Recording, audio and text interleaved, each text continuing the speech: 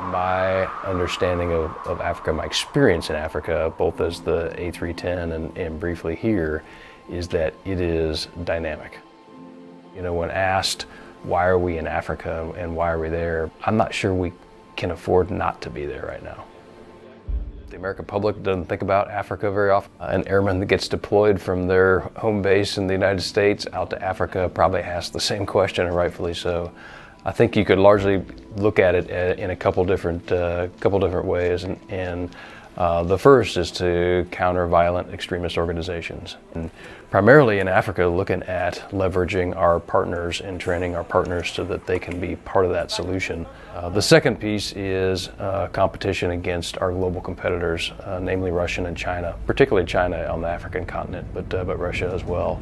And when I say compete, that's not just a military compete type of a thing. It's got to be a whole of government competition and present the United States in a way as a preferred partner. And whether that's on the military side or the economic side or the governance side. And that's what we're there to help support on the military piece of that.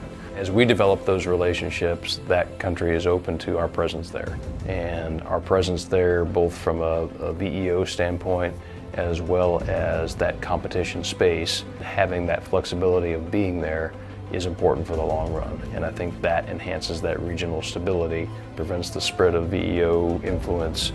You know, so that investment that we make in their training and equipping, the other African nations, militaries, and governments look to those countries as regional leaders.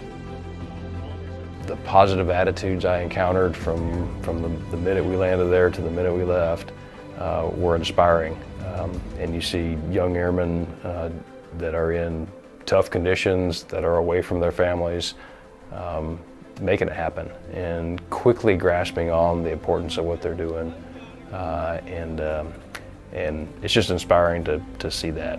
As we do as airmen, we bring attitude to the fight. It's one of our biggest weapons. And so it was just truly honored to spend some time with those airmen down there. I think about them an awful lot. I know that they will rotate out with another great batch of airmen, get back to their families and back to their home bases, but certainly appreciative of everything that they have done and the work their leadership's doing.